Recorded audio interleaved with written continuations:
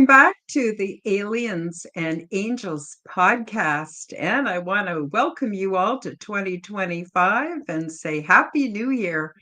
And I hope this is going to be the best year ever for you guys because I feel that this year, all of the things are finally going to start falling into place. And to start off the new year, I'm going to do a series of podcasts featuring my new book called Transdimensional Meet the New Neighbors. Today, in part one, I'll cover some of the highlights from part one of my book. And for those of you who have already purchased your own copy, feel free to follow along and also add your comments to the live chat. And of course, ask me questions arising from the content.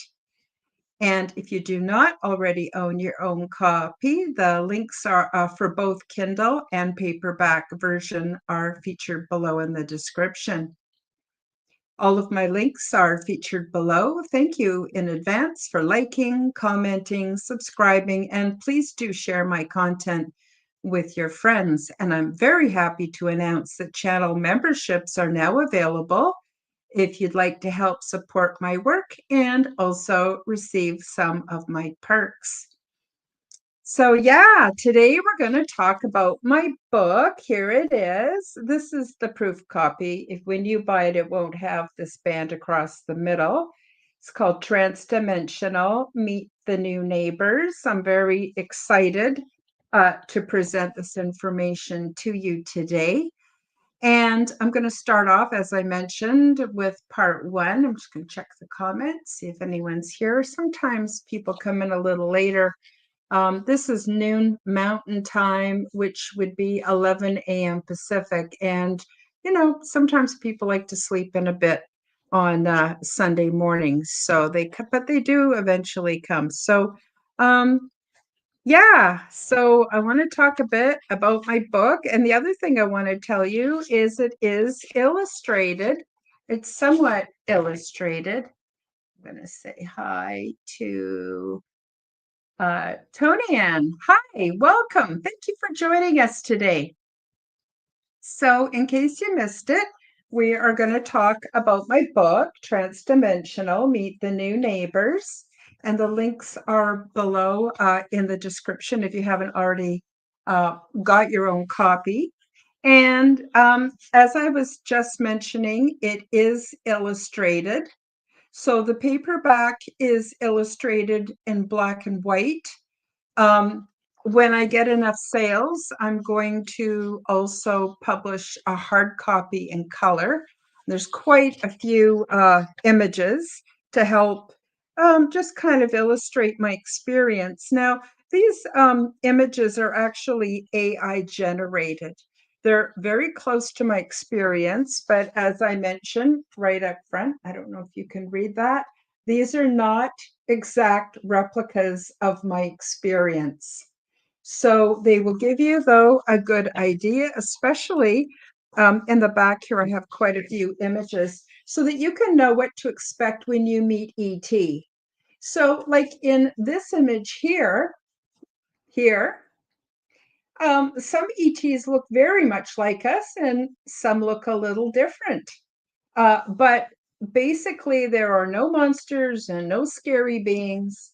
Everybody is humanoid, very much like us, which makes sense because we're all the same species. We're just different family lines or races.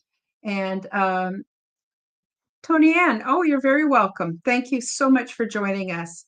So, we're all the same species. Humanoids are created beings. We didn't evolve from monkeys or dinosaurs or birds. That is false information perpetuated by people that don't want you to know the truth. We're divinely inspired. And I get into that quite a bit in my book. So today I want to talk about, I would like to actually read a little bit from my book. And I don't know how far we'll get, but I'll stop and see if you have any questions or comments or anything you'd like to add to it. And I want to say that the first two chapters, the first chapter is sort of an orientation to where I'm coming from, because my experience is not necessarily like anybody else's. There are a lot of similarities. People are now discovering Darius J. Wright. A lot of his experiences are very similar to mine. Um, and when I was having my experiences, it felt very three-dimensional for most of it. And I'll get into why I think I was able to have physicality in trans-dimensional spaces. So I'll get into that a little bit later. So chapter one is clarification, and chapter two, there, there you go. Chapter two is about my lifetime paranormal experiences. So this didn't just start with ET contact. You know, from a very young age, I was having contact. And I also talk a bit about some of the things that happened to me that I think prepared me for contact. And so, although some of my experiences when I was young were very traumatic and really messed me up, and I bear the scars even today, I'm certainly not unique in this respect. Most of us are traumatized one way or another when we come into Earth, come into our existence here on Earth. And the reason I mention this is because I want people to know that if you've been traumatized, which you probably have been, it's not, that is not the end game. People often think, oh, well, we need to go to therapy and we need to learn how to deal with our past. Well, that might be true, but there is a really positive side to it. Now, I'm not making excuses for the perpetrators of violence or misconduct in any way. None of us should be mistreated ever. But since many of us are, it's interesting to see that there's definitely a link between childhood trauma and paranormal experiences and abilities. So I guess my point is that since the damage is done, we can't do anything about it. We're trying to come to grips with what happened and cope and, you know, get on with our lives. Then why not see that since we had this happen to us, you know, which was no fault of our own, strangely, it opened doors to other abilities that we didn't know that we could have as a result. So I'm not saying it's worth it to get traumatized, not at all. But I am saying that if you've been traumatized, you might be surprised that it opens the doors to paranormal gifts. And I think that is coming more to light. So, chapter two, which we probably won't have time to get into today, is about my history. My ancestors, my grandmother had ET contact. My mother had all kinds of paranormal abilities. My father, he was an interesting guy, my birth father. And then I'll get into some of my other paranormal experiences. But today we're going to start off with my contact origin. Chapter one is called Clarification. In case you're wondering what this image is of, when I was a little girl, I was terrified of the dark, and I was terrified at night, and I'd hide under my covers and have them all tucked in under me. And I couldn't breathe because I couldn't put my head above being all tucked in under my blankets. And I was just terrified. And one time a being appeared to me. I don't know if it appeared to me in the three-dimensional and a physical form, or whether it appeared to me, you know, through the portal of my imagination. I don't know, but it definitely appeared to me and let me know that it was there to protect me and that I was safe and that I could go to sleep. And it really helped me a lot. So all through my childhood, I was able to just summon it mentally, I guess, telepathically, although I didn't know that's what it was at the time. And this creature came and guarded me. And it appeared as a fiery griffin. So a griffin is like an eagle head with eagle wings, but the body of a lion. And it was all in flames. It was all flames. So it was really quite spectacular. And I wasn't afraid of it. I was, I don't know, afraid of other things. But I get into that in the book. So I'll just start reading a bit. And Tony Ann or anyone else who joins us, Please feel free to ask questions, add your input, anything like that as I go along. So, Chapter 1, Clarification, Contact Origin. I've authored this book, Transdimensional, Meet the New Neighbors, in order to share with you some of my paranormal experiences and to introduce you to the beings who facilitate exopolitical ambassadorship, intergalactic planetary research, also known as the pre-settlement program, and the intergalactic resettlement program. It's my hope that this information will comfort those with similar experiences and inspire others to open their minds to alternative realities which can benefit humankind. So there's a lot of things that benefit us that we're not taught about in school, we're not taught about in church, we're not taught about the mainstream media. We might stumble across it on alternative media, but I basically expose all the things that I've discovered, and I want to share them all with you. I'm going to say hello to Angel Wings. Hello, Angel Wings. So glad you could make it to the show today. We're covering my book, Transdimensional, Meet the New Neighbors. If you haven't bought your copy yet, it is available. The links are available in the description below. So feel free to stop me and ask questions. That would be fine. So paragraph 2 says, you might be surprised to find out that there are thousands, perhaps millions over time, of us who have had and are having extraterrestrial, which I call ET, contact experiences. In 2017, my spiritual guides told me that it was time to come out of the closet and make public my ET contact, my personal adventures with them, and the things I have learned as a result. There are so many outside of the box experiences that people have. And even though these events are not validated by mainstream society, they do indeed happen nonetheless. And it's time for our voices to be heard. So I'm very excited that this podcast has has attracted people, and almost everybody in the live chat, and quite a few people who watch the replay or are listening on the audio, have had transdimensional experiences. They may not have clear understanding of it. They may not even have a lot of language to describe it. But like I said, it's my hope that other people will feel, oh my God, thank God I'm not alone. Other people are having these experiences too. And it's not weird. In fact, I believe it's a God-given gift. And I also believe it's time for our voices to be heard. My goal is not to convince anyone about my truth, but rather to educate those who are open to this information and to inspire others who may share similar incidences to come out and share their truths.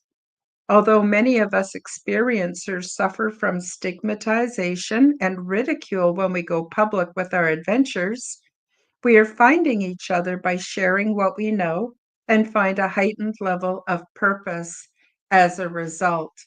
So I firmly believe this, and it was so comforting for me when I got brave enough to start sharing my experiences. Lo and behold, I started finding other people. In the preface of the book, which I actually didn't read, I met all kinds of people. I'll just mention a few. I met Preston Dennett, Dolly Saffron. I met Elsa Dillon. I met Nancy Thames. Um, I met Ronald and Philip Kinsella. I met Jimmy Blanchett.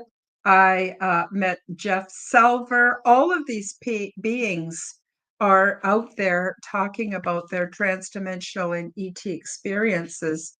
So I think that really inspired me. So I'm hoping my book is going to inspire others as well. Tony Ann says, we're the ETs, good or bad for you. Mine were somewhat neutral. Yeah, I think a lot of our experiences were filtering through our perceptual abilities, and some people perceive it as being really scary and negative, and some perceive it as being positive, and some, like Tony Ann, have experiences that could be described as quite neutral. So again, it's my goal of my book is not to convince you of my truth, not at all. In fact, I wouldn't expect anybody to believe my experience because it's kind of weird and kind of fantastical. But what I do hope is that it helps people to be less afraid of the transdimensional environment. And it helps people who have had experiences to not feel alone. And then there's the greater spiritual teaching from the things that I learned that I've also put in my book, and I've tried to demystify a lot of it. A lot of it has come out before. Some of this information that's in my book has been around for thousands of years. But I try to demystify it and put it into very basic language so that everybody can share in this information. Let me have a look here. So Brian, welcome, Brian. Brian says, I think that the whole UFO presence is about the human ET hybrid program. What are your thoughts? Well, Brian, in truth, I'm going to be honest with you, I don't know.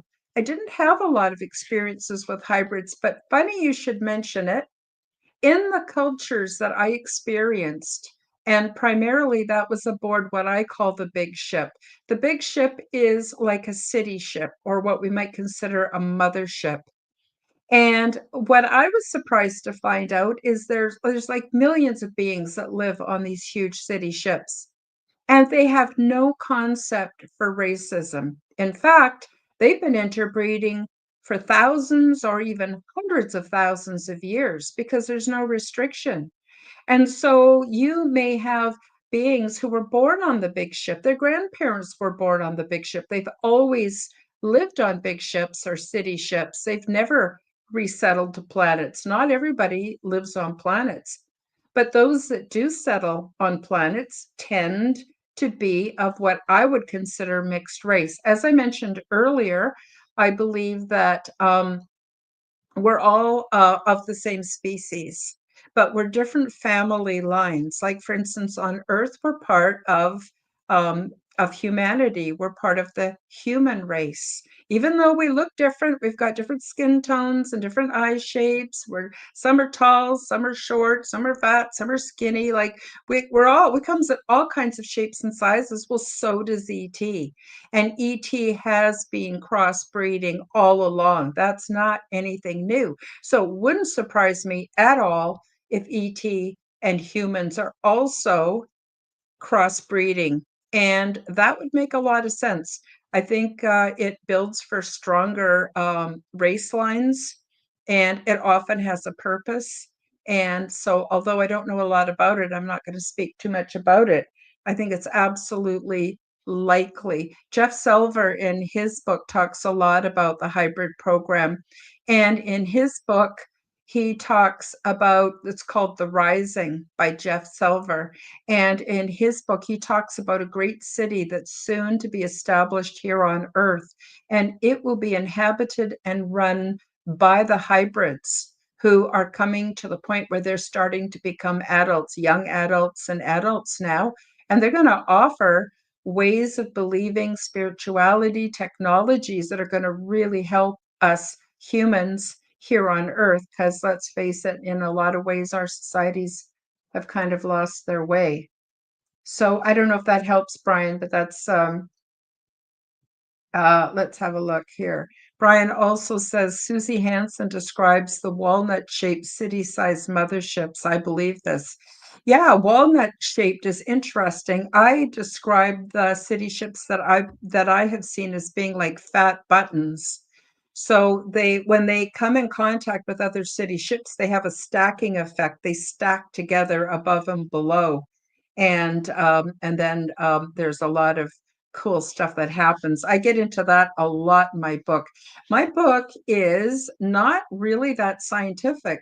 It includes psychology, sociology. I get into the culture the culture of these beings, the way they do things.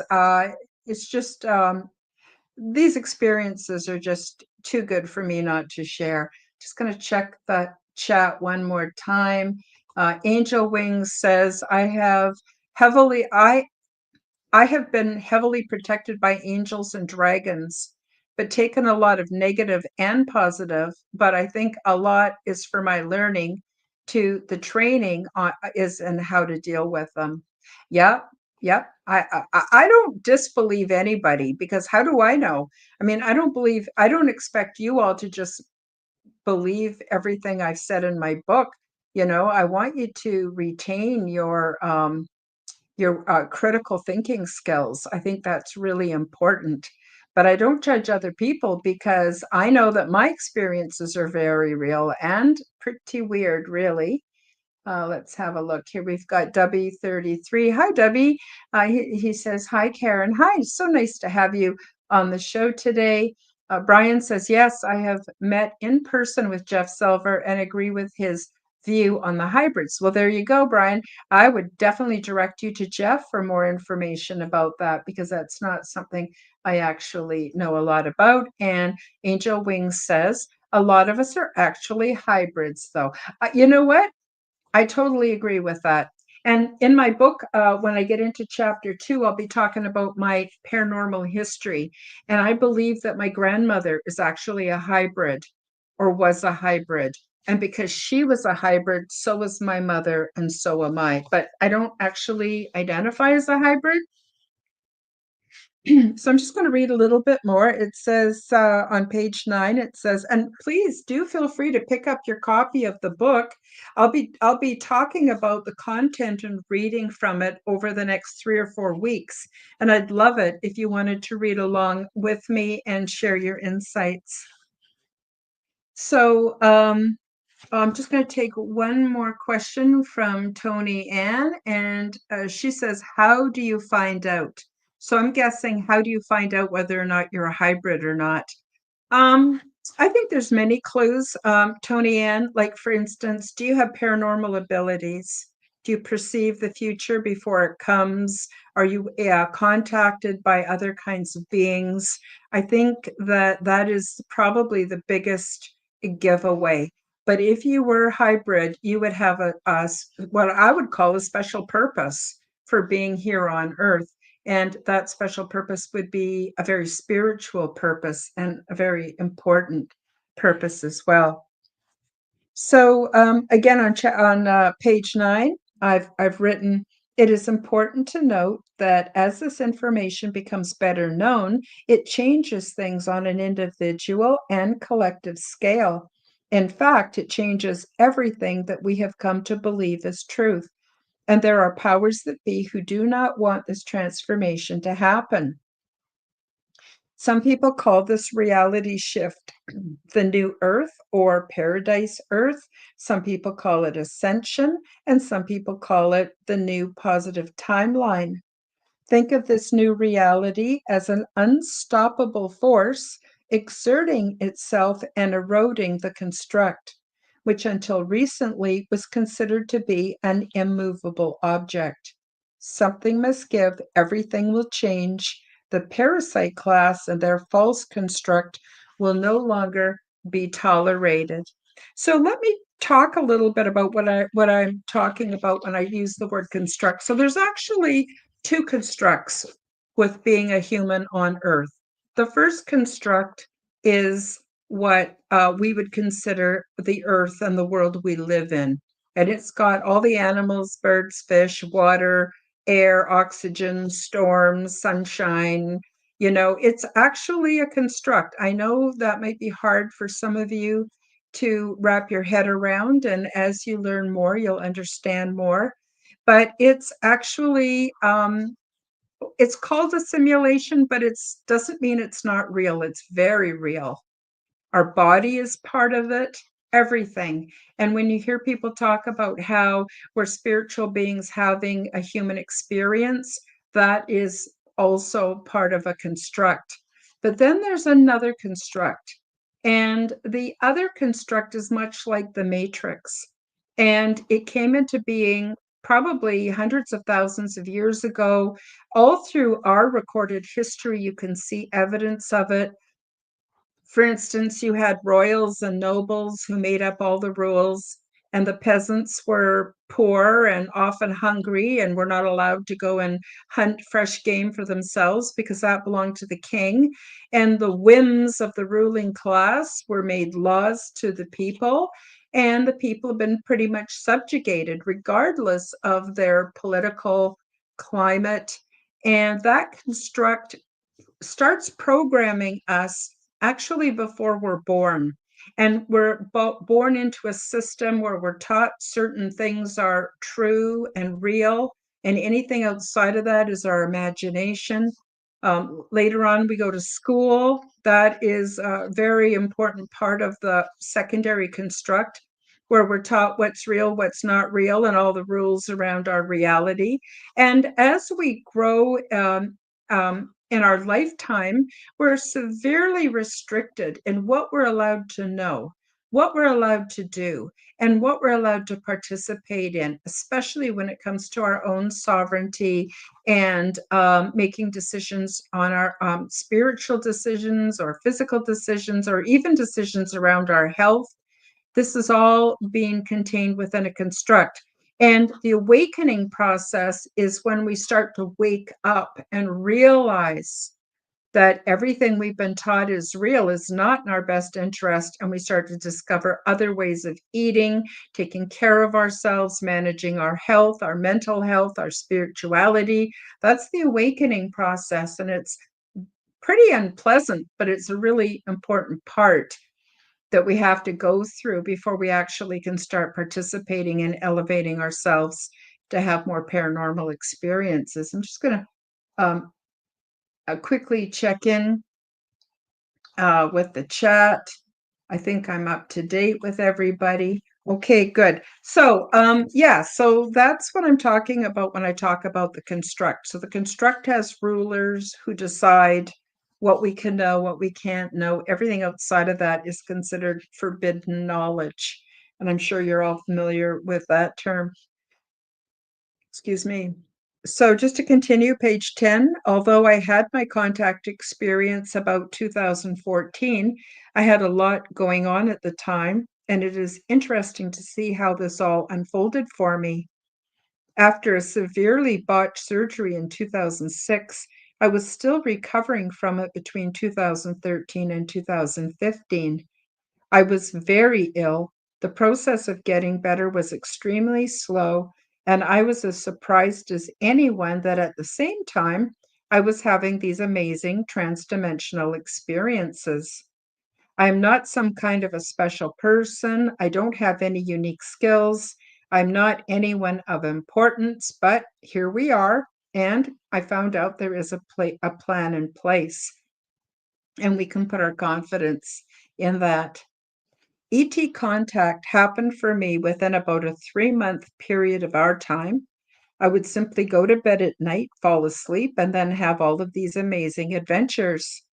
Then in the morning, I would wake up in my own little bed, and I still don't know how for sure, if I was initially physically taken and then returned, or whether I experienced non-local physical duality.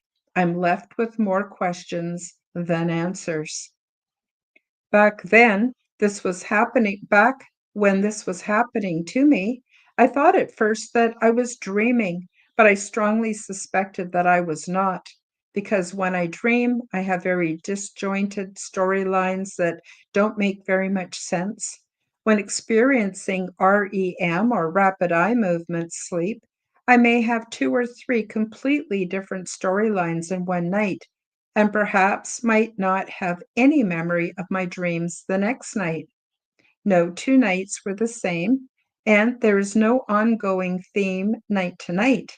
But these transdimensional experiences were consistent. They made sense, and they followed a continuing storyline. I believe the reason I remember so much ET contact content and detail is because time is extremely different in the realms that I was able to access.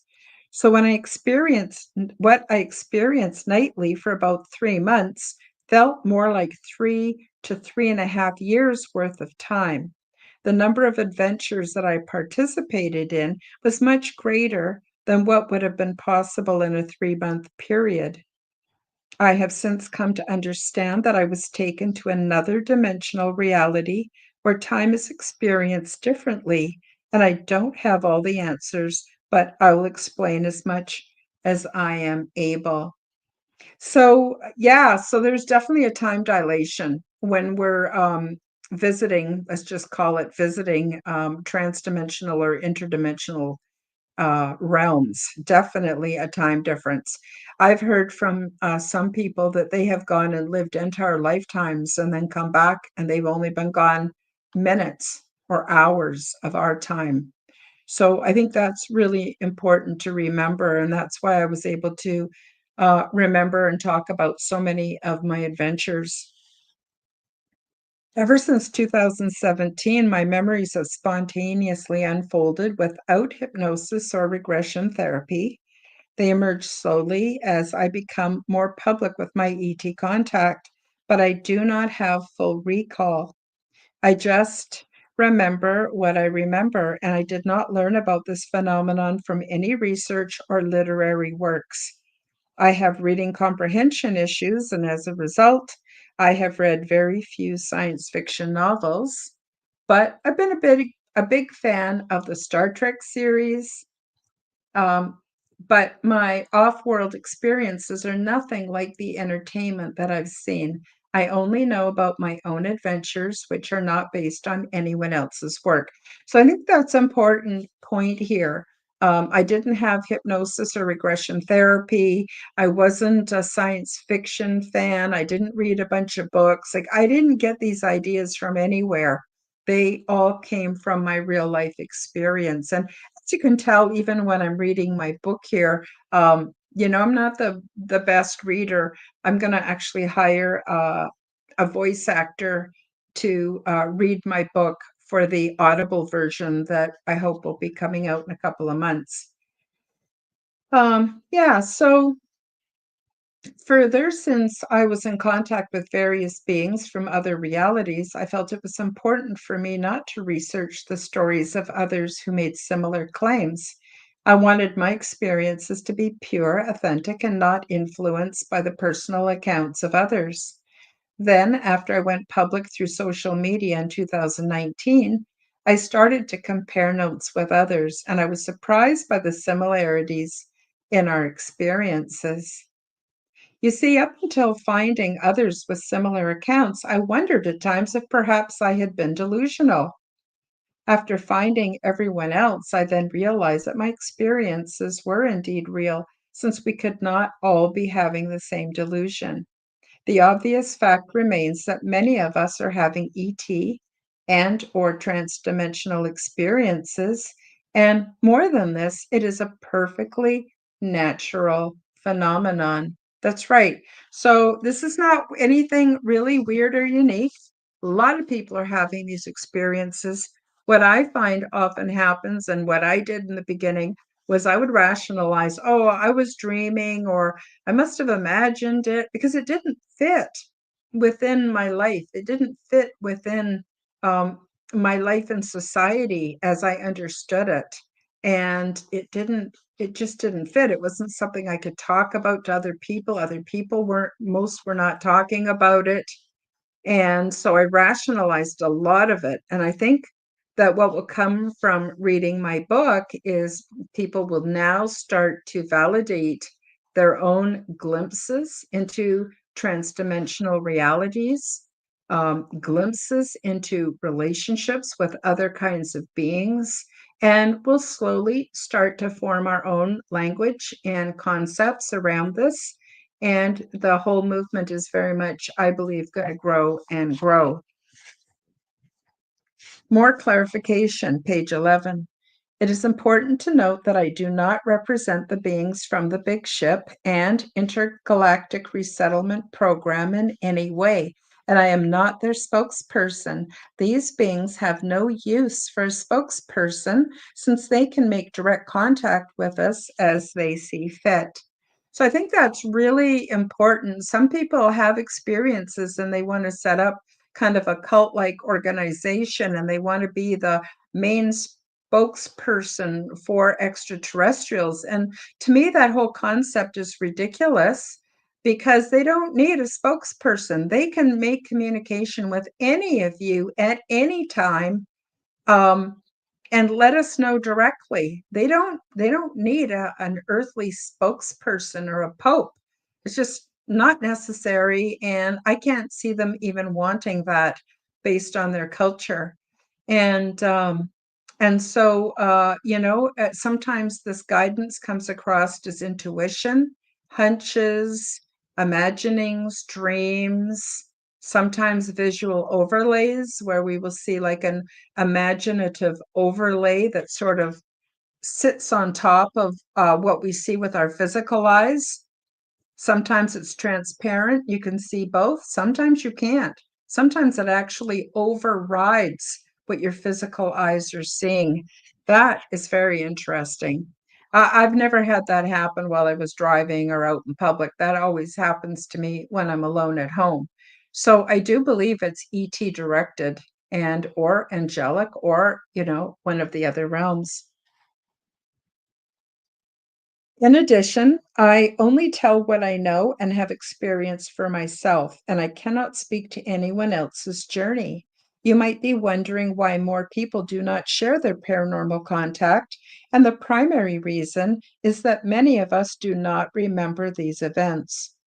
Then there is the matter of translating something that seems quite abstract and unreal.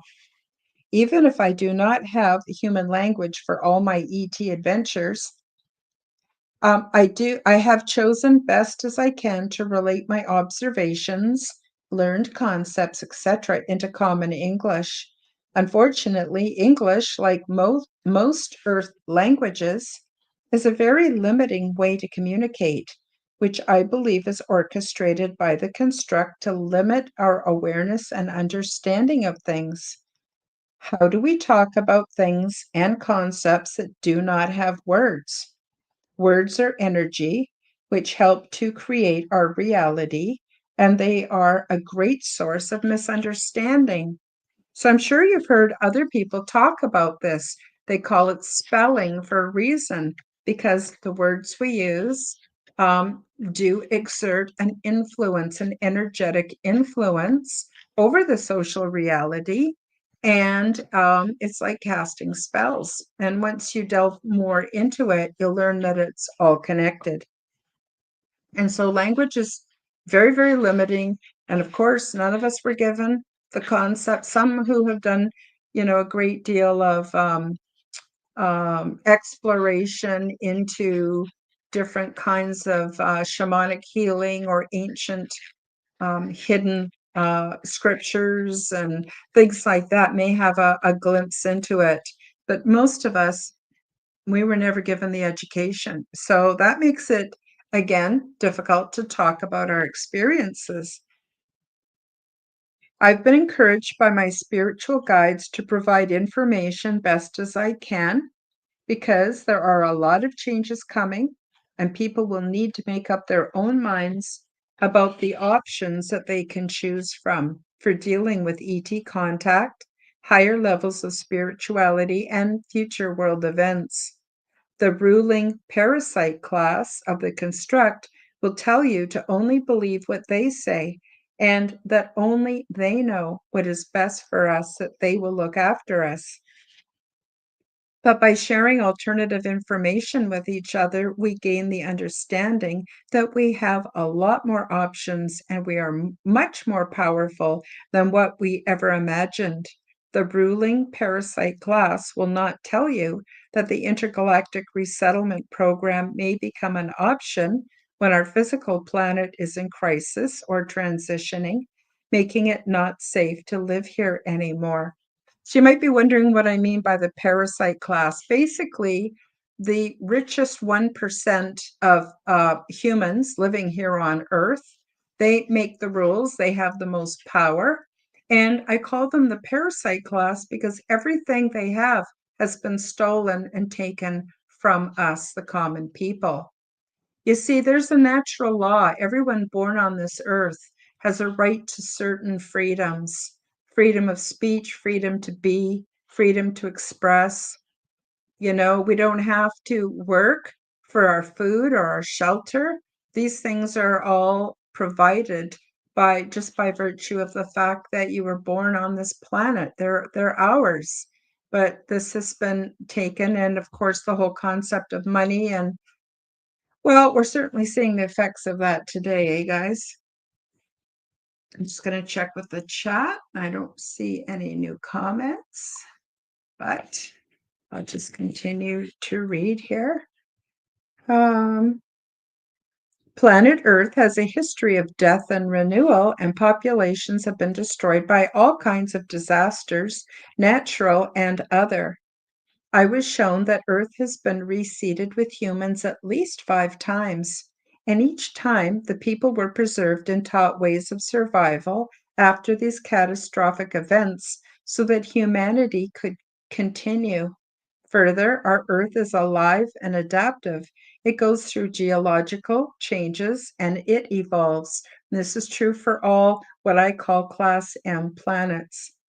Think of life-sustaining planets as being habitats purposefully created by higher, more advanced beings for humanoid settlement and resettlement. So some people may perceive what I've just said as a contradiction, that the Earth has been reseeded 5 times, and each time there is a cataclysm, there has been humanoids who have been preserved so that we don't die out completely. And this isn't actually conflicting information. You see, our planet is millions of years older than what we're taught, and many times it's been reseeded. And the beings that are placed here in this beautiful habitat we call Gaia or we call Earth, they're not stupid beings. They're advanced already. And they create civilizations, they have offspring.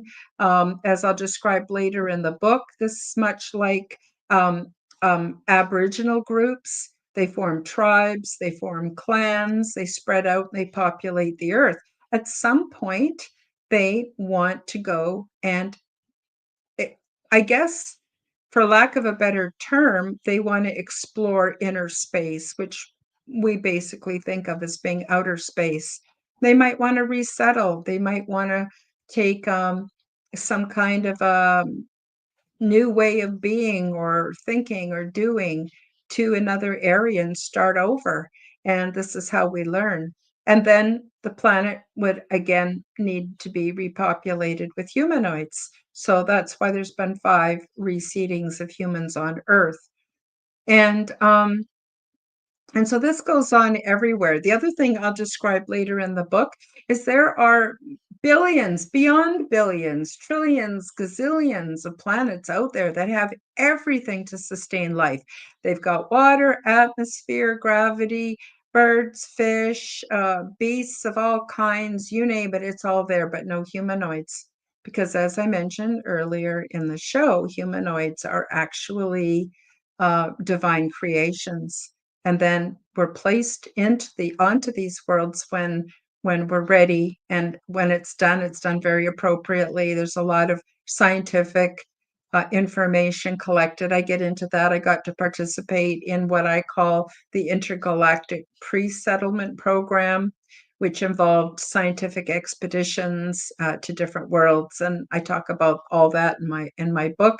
And I got to visit at least 2 populations of beings who had been resettled to see how what that looks like. So one of those populations was a very low-tech group of beings. They got everything they needed directly from the planet. And another example I give is of a very high-tech community or society that's on a water world. And they kept technology because they needed it It has more extreme weather patterns. And of course, being a water world, there was times where they actually had to sink their or take their habitats deep below the ocean when the weather was really bad and be able to rise it back up when the weather was good.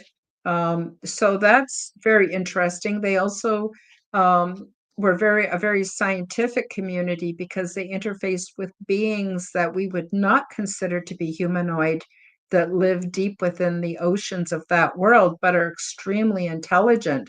So think of it as being a little bit like whales here on Earth that have these massive brains, and we don't even have the technology to find out what whales are capable of. We don't even understand them because we're limited in ourselves. So I thought that was interesting. You might like to read about that as well.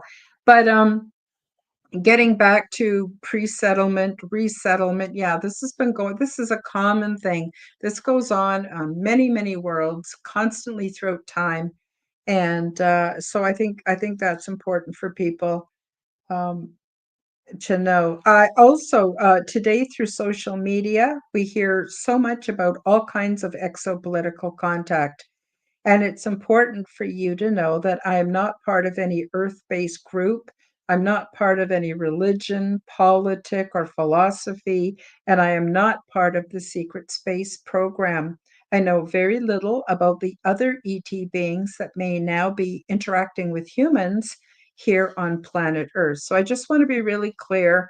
My experience is my own, not part of any other group, certainly not part of a religious group, politic, anything like that. Brian says, I'm reading your comments out loud because guys, many people listen to the audio podcasts and don't watch the show, and I want them to hear your comments so that they can get more out of the show.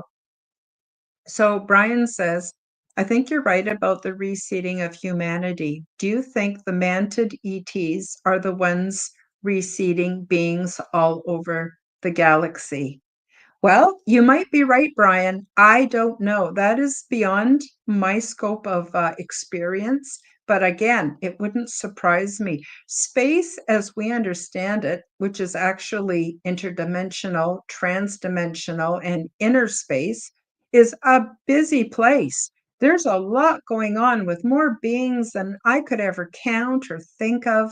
So that doesn't surprise me. And I don't know. It's beyond actually my realm of experience. Reyes says, thank you, Karen, so much for sharing your super interesting experience and wisdom. I just bought your book and I'm looking forward to exploring it.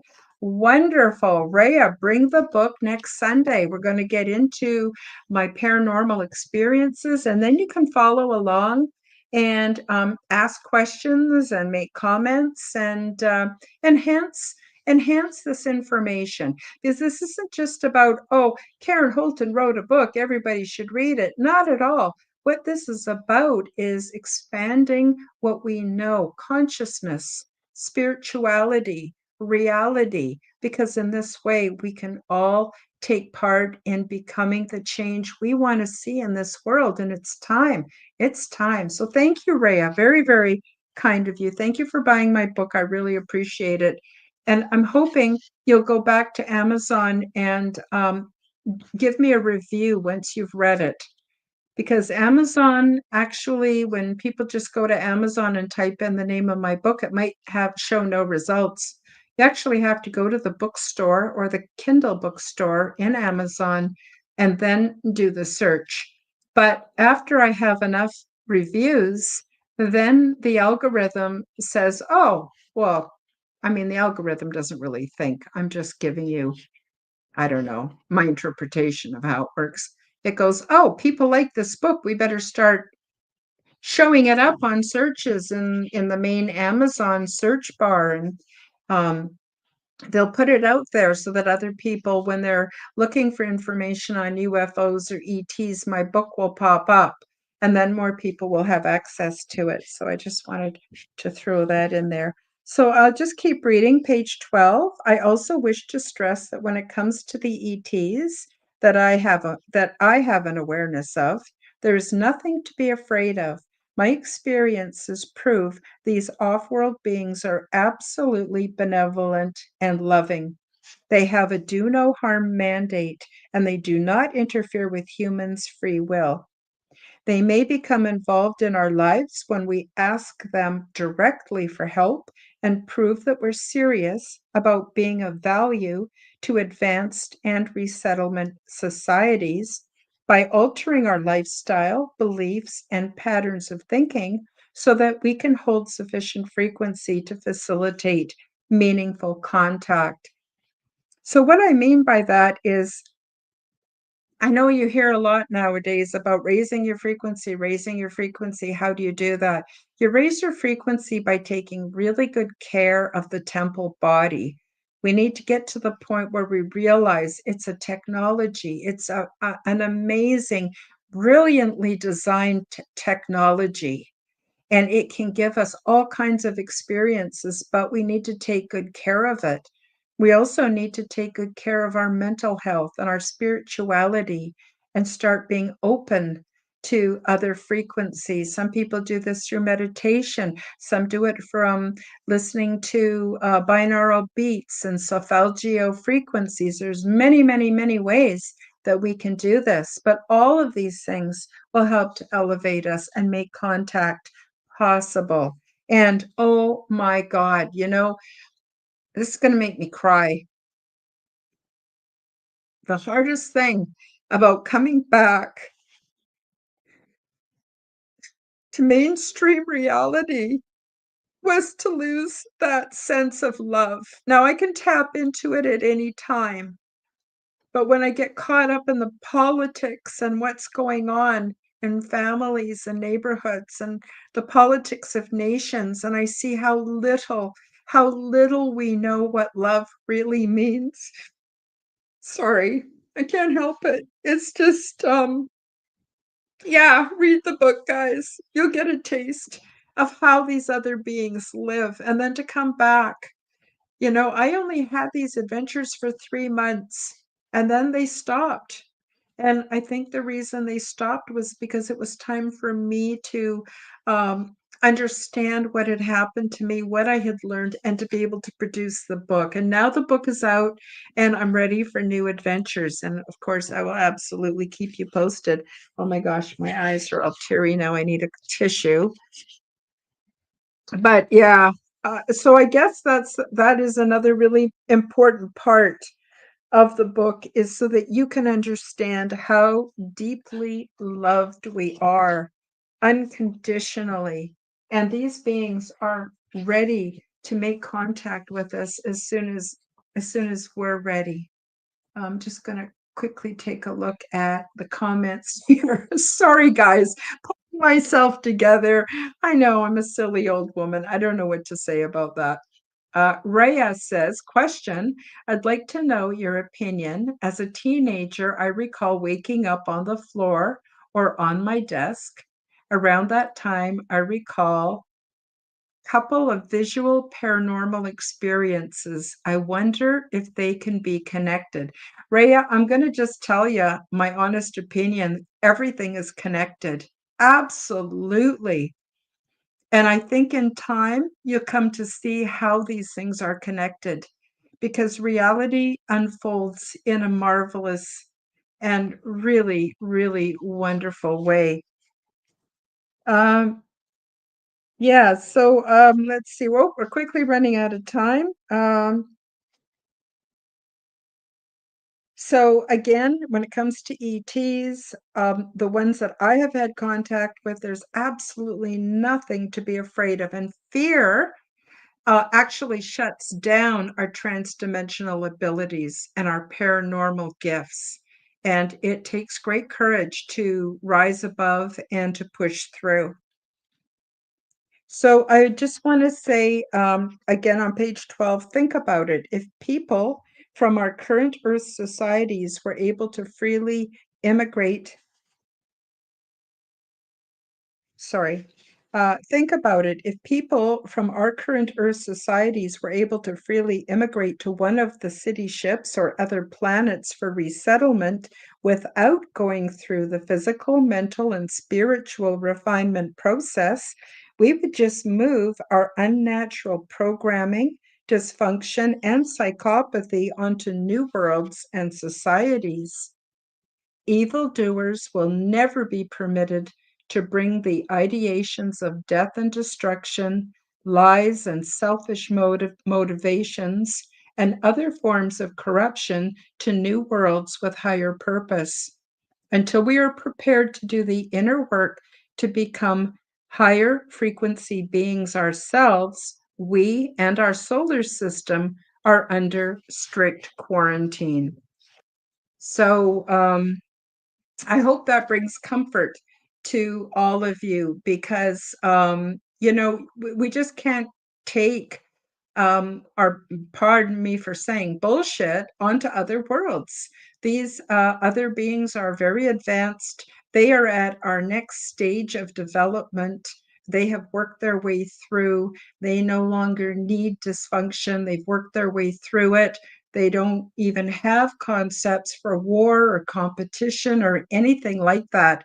And we need to push through and become kind of a new creation within ourselves. I'm just going to take a moment and quickly play you a very brief 2-minute presentation so that you can get a better understanding of what's in my book, and then I'll come back and take some more questions. Transdimensional, meet the new neighbors. Check out my new book available from Amazon bookstores worldwide and read the stunning details about ET diversity and culture, along with their advanced ways of living and expressing spirituality, which is in no way like anything imagined here on Earth. Transdimensional, Meet the New Neighbors introduces you to many different ET beings, the healing pods, the interior of the big ship, my orientation process, cultural events, and off-world mating practices. When I tucked myself into bed for the night back in 2014, I had no idea that I would be transported to the big ship, meet many different extraterrestrial races of beings, become well acquainted with their culture, and visit numerous interesting worlds. While away, I learned a great deal about the big ship, intergalactic and transdimensional travel, intergalactic planetary research, and the various options for resettlement. My true life adventures continued night after night, and I had never experienced anything like this before. The first few times that I awoke back at home, I convinced myself that it had all been some kind of a fantastic dream. But while away, I was eating, sleeping, learning, and visiting, all the while experiencing what I perceived as days, weeks, and months.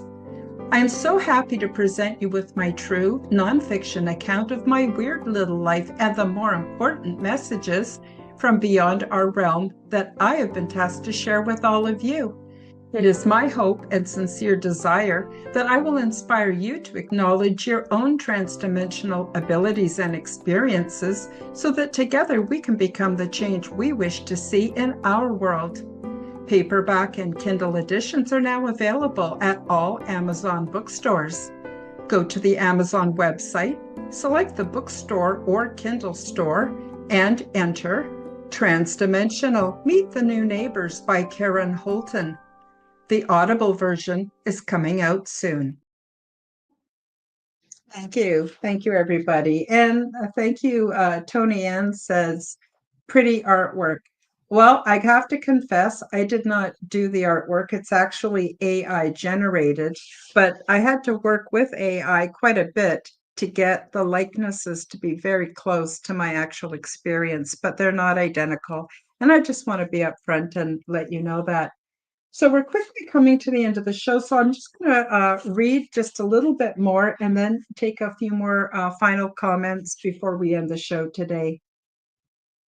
So I left off by saying that our solar system and we ourselves are under strict quarantine until we advance to the state that we can add to the universe and into transdimensional realms more positively. And then I go on to say, however, when the student is ready, the master appears. This is how CE5 works. And CE5, for those of you who aren't familiar with the term, is human initiated ET contact. Depending on how ready, open minded, and willing we are to make sacrifices which allow for our personal evolution and sovereignty, then appropriate contact can begin. It all starts with us.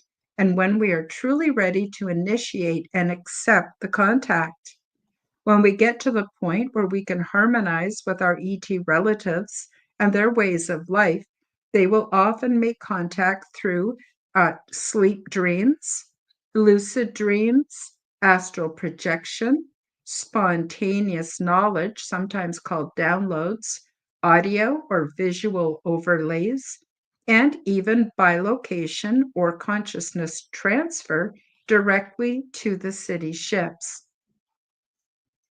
In addition, regardless of where we come from, all humanoids are created from the same species, but we experience ourselves as different races. Here on Earth, we call ourselves humans as we are part of the human race. But as far as my ET brothers, sisters, and cousins are concerned, I do not know their racial names, their planet names, or group names, and my ET friends are not from any specific star system. Since we do not communicate in English, they are not familiar with our language-based conceptual frameworks. As I understand them in political terms, these beings separated themselves long ago from various federations of worlds and the like, as they no longer have a need for politics and prefer to operate on an individual and spiritual basis. This is an unorganized, frequency based movement. When we are ready and we reach out spiritually, contact usually commences. On Earth, there are millions of us who share in the transdimensional phenomenon.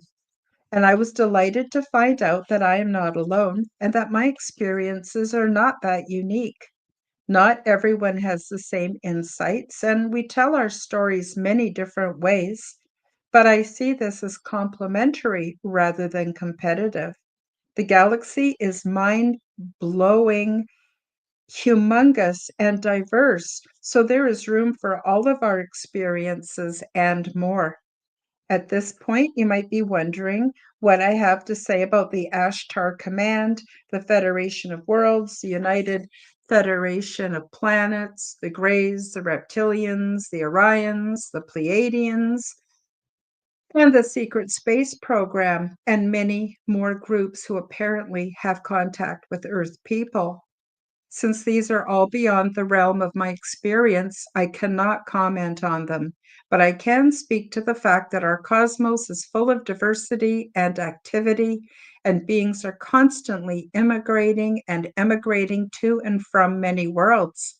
ET does not use concepts like racial prejudice, taboos, war, or even interpersonal conflict.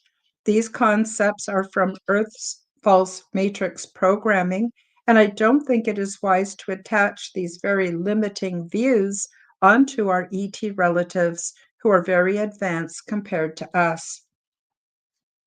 Another point that I would like to make is that we often hear about one kind of physical appearance that come from one planet or small star system with one kind of personality and intention. I must proclaim that this is not true from my experience, and I doubt that it's true for others. Humans come in all kinds, shapes, and sizes, have many different skin tones and eye shapes, and can even look very differently when originating from within the same family or geographical region. The same is true for ET, except they are in much better health and their looks tend to be more symmetrical. Later in this book, I will describe more about what my ET friends look like and their mating practices and culture, which is in no way like anything imagined here on Earth. People often report their off-world experiences in human terms, but it is best if we lose our human centricism and make room for more accurate depictions and descriptions of ET and their lives. This, however, may not be easy because often we do not carry full recollection of what we have experienced while off-world or transdimensional. So I'll leave it there, and next week I'll get into the false matrix and how it suppresses ET contact, and of course strongly discourages ET contact. And so I think that's an important piece that is rarely, if ever, talked about. I just want to give a shout out to John P. Adventures. Hi, John P. So nice of you. Excuse me, so nice of you to drop in and to say hello. Face the Ace. Hello, Karen. Hello, Face the Ace. So nice of you to join us. Excuse me, throat's starting to pack it in, but it's time to end the show. So I'm just wondering if anyone has any last minute comments or questions you'd like me to cover before we close out the show today. And I want to remind everybody I have a show on Wednesday afternoons. It runs 1 hour later. It's also live. And I'm going to have Joan Wyden, who is a very well-known healer, on Wednesday. That would be at noon Pacific, 1 o'clock Mountain, and 3 p.m. Eastern. And she is going to do some readings for you guys.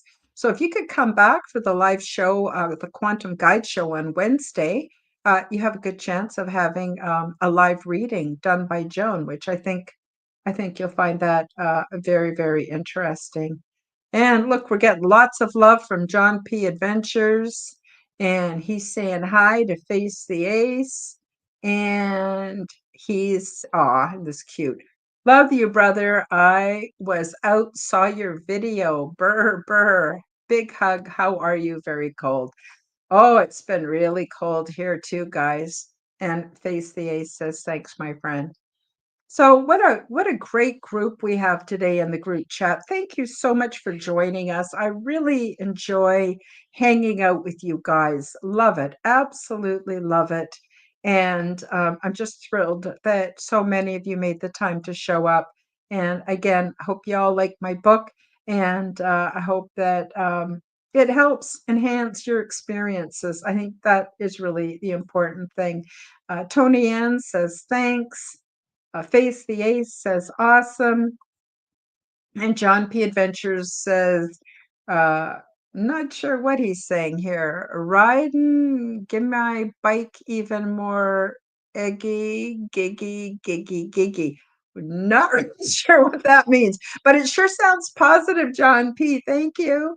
And Face the Ace says, I will connect to you, Karen. And of course, a whole bunch of blessings from John P. Adventures. If you haven't gone over, check out his channel. Everybody on here has channels. And most, that's what he meant. John P., what he meant was it's cold riding a bike. Yeah, I bet.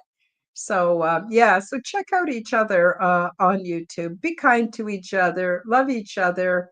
And again, thank you so much for joining me. We'll see you Wednesday if you want to have a live reading with my friend Joan Wyden. And we'll see you next week to hear more about transdimensional. Meet the new neighbors. Bye-bye, everybody. Thank you for joining me for the Aliens and Angels podcast. Read about my true life ET contact in my book called Transdimensional Meet the New Neighbors, which is now available on Amazon worldwide. Subscribe to my YouTube, Rumble, and X channels at Karen Holton TV. The like button and leave me a comment. And please do share this podcast with your friends. Check out my website at www.KarenHoltonHealthCoach.com to see my free resources and amazing products and services. All of the links will be in the description below. As part of the Forbidden Knowledge Network, you'll also find the Quantum Guide Show with Karen Holton on all audio platforms. Until next time, keep up the good work.